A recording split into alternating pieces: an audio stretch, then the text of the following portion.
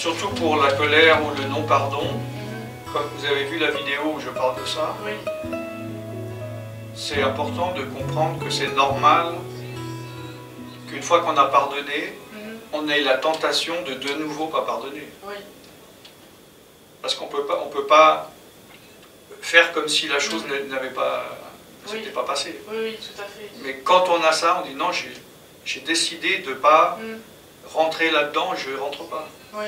Parce que si vous y rentrez de nouveau, ben, les esprits reviennent, c'est ça le problème. Donc il faut travailler sur le non-pardon. Voilà, à chaque fois que ça vient, d'être ferme et de dire non, j'ai décidé que je ne rentre pas dans la méditation de penser du mal ou de me rappeler ou d'en vouloir, ou bon, peu importe, de prendre la décision de dire,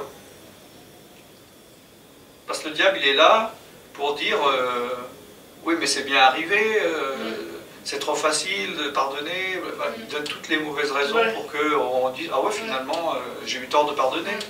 Non, parce que moi ce que j'avais tendance à faire c'est que quand il y a quelqu'un qui me fait du mal, c'est dire ok je pardonne mais je ne revois plus la personne. Mais des fois, non il y a ça, il n'y a pas de problème. Des fois, dans la Bible il est dit de se séparer des personnes qui créent des problèmes, des divisions. Dans certains cas, il vaut mieux en effet arrêter. Si quelqu'un ne change pas, s'il vous vole de l'argent tous les jours, chaque fois qu'il vient chez vous, il vous vole de l'argent. C'est bien beau de pardonner, mais vous n'allez pas lui dire oui, bah, viens quand tu veux, reprendre de l'argent. Oui, tout à fait. Non, il faut être ferme. Ben, voilà. Pardonner, ça ne veut pas dire se laisser faire. Et est-ce que ça veut dire pas revoir la personne ou Alors dans certains cas, oui. Dans certains cas, c'est couper les ponts. Mais ça ne veut pas dire qu'on n'a pas pardonné. Non, voilà, exactement. Exactement.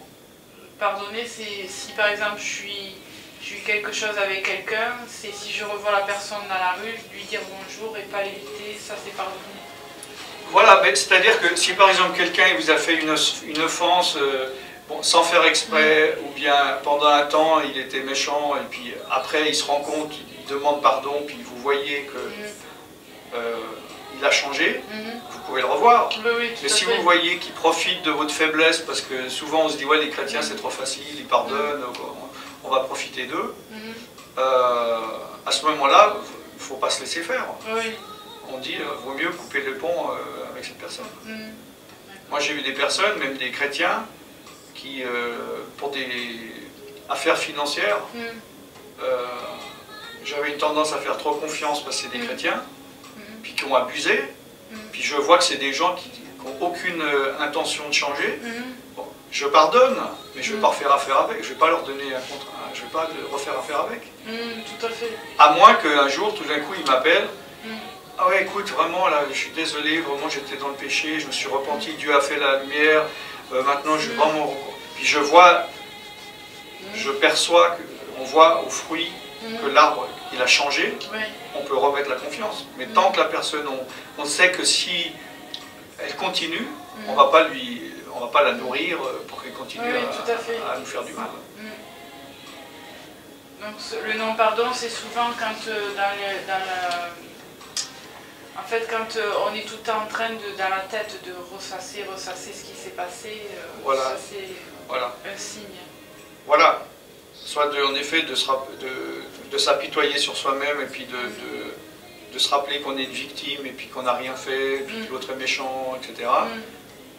Et puis éventuellement de nourrir de la haine envers elle, ou voire des pensées de vengeance. Oui, tout à fait. Moi ça m'est arrivé que j'avais tellement je trouvais tellement injuste que je pensais des scénarios de vengeance pour m'apaiser.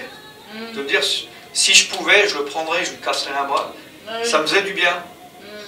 Mais c'est pas bien que je fasse ça, parce que ça me fait du mal à moi. Oui, tout à fait. Donc si je suis rentré quelques fois ou plusieurs fois dans ce genre, par exemple, de pensée de vengeance, après, il faut dire, non, bon, j'aimerais bien qu'il se casse le bras, humainement, mais je ne vais pas le faire, puis je ne veux même pas y penser. Puis Seigneur, aide-moi à ne plus avoir de pensée comme ça, puis guéris-moi. Tout à fait. C'est ça la chose. Parce que j'avais des relations assez tendues avec mon père et c'est vrai qu'à chaque fois que je vais le voir, il est très, il a beaucoup de haine quoi, vis-à-vis des personnes qui font pas du bien, mais lui il se voit pas et donc ça, dans mon cœur ça ranime. Hein.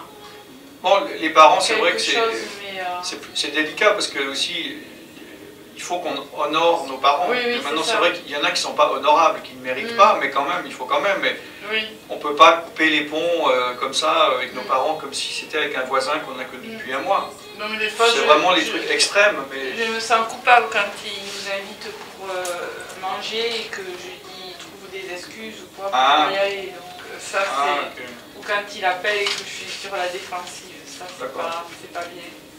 Ouais, ça veut dire que... Ouais, tout n'est pas guéri, quoi.